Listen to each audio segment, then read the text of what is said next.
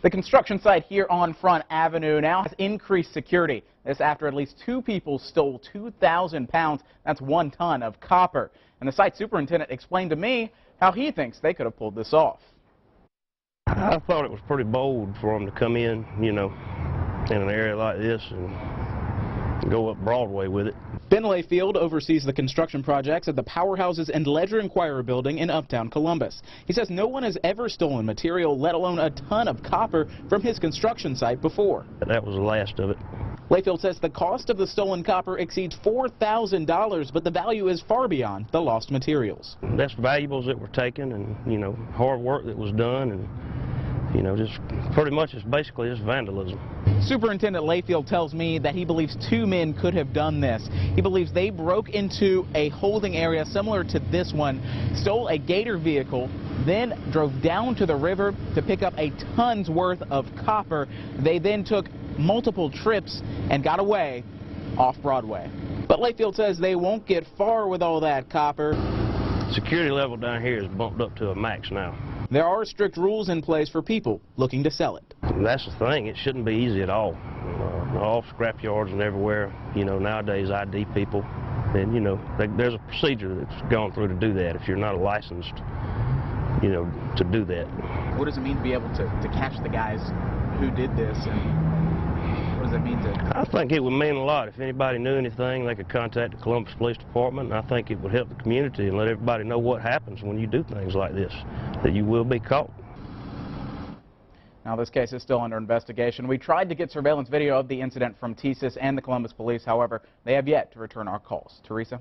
All right, thank you, Joe. The construction site now has a security guard patrolling the area up and down Front Avenue in response to Friday's robbery. We have new details about the Phoenix City man who was shot by a Columbus police officer. 29-year-old Tawan Earl has an extensive criminal history. News 3's Joe Ripley spent the day digging through court records and sheds more light on a story we brought you first on 3. Tawan Earl pleaded not guilty to 3 counts of aggravated assault against 3 Columbus police officers today, but this isn't Earl's first run-in with police. This stack of papers lists every charge on Earl in Columbus dating back all the way to 2005. Columbus police are very familiar with Tawan Earl. The 29-year-old recently made headlines when he was shot after police say he assaulted 3 officers. According to police, GBI investigators found cocaine, marijuana, and a gun inside a stolen car. We wanted to dig deeper in this case, and we found that Earl has a long list of charges, including stealing cars and not having a driver's license. According to what we found in previous police reports, in 2006, Earl was charged with similar drug charges with the intent to distribute. Earl was also jailed on outstanding warrants for battery, though police cannot elaborate on those charges. And in the last 10 years, Earl has been jailed every year except one, that being 2009.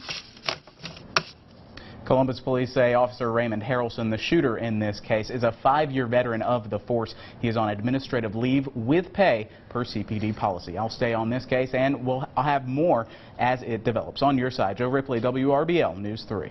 Thank you, Joe. Earl is scheduled for court tomorrow morning for various gun and drug charges related to this shooting. Both he and the officers have been released from the hospital. To read the full story on this case, just head to our website, WRBL.com. Thank you, Bob. The Georgia Department of Natural Resources voted today to change a small portion of the rule book of water standards. News 3's Joe Ripley joining us now from the Chattahoochee River. And Joe, the question, will it change the impact of things down here? I spoke with the president of Whitewater Express, who says he plans to keep the river flow high so that the river can stay clean and nature can take its course. Oh yeah, it's real convenient. And plus, you know, they got a lot of cool stores up there. They got a couple paddling stores and good places to eat. So, you know, that's always cool to hit after we get done. Kayakers like Michael Foster are drawn to the picturesque scene of the Chattahoochee River. Whitewater Express plays a significant role in attracting swimmers, rafters, and kayakers alike. I spoke with President Dan Gilbert about the Georgia Department of Natural Resources' decision to adjust flow release during cooler months and its impact on our area. What we're concerned about here in this area, Columbus and Phoenix City, of course, is recreation in the ecosystem. And I don't think it's going to affect the whitewater at all because, like I said, the lower levels will hit in the wintertime and early spring when we're not really using the water that much. Jack Kapp, the chief of the Environmental Protection Division, said the vote was long overdue. This is the right thing to do. having a footnote that says there's no water quality standards below those levels, that made absolute sense at the time that it was done in 1975. And at this day and age, with the health of the river that we have, that exception to water quality standards just doesn't make sense to have in the rules anymore. Lower release points didn't need standards before, but the removal of this footnote in the Clean Water Act changed that. CAP says updating the rules helps everyone who uses the river. We've got millions of people that rely upon that river for a variety of things. We have the beauty of nature. Nature takes its course and does a really good job.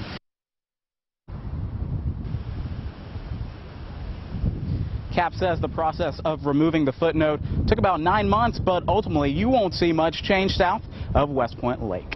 Live on your side here at the Chattahoochee River, Joe Ripley, WRBL News 3.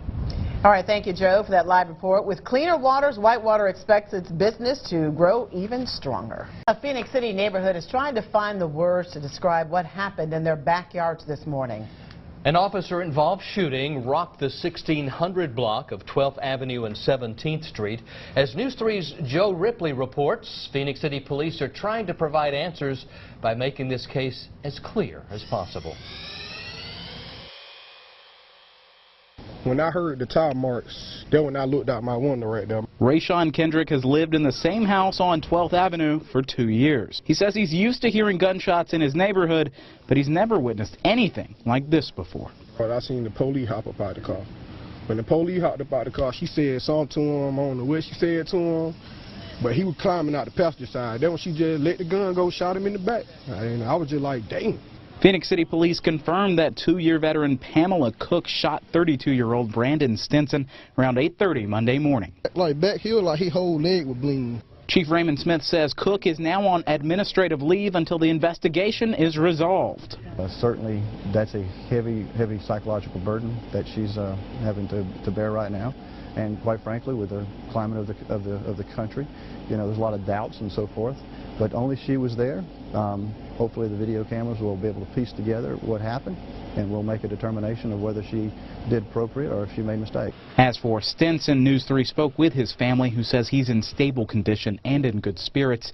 Though they did not want to go on camera, they expressed that they're not upset with Officer Cook.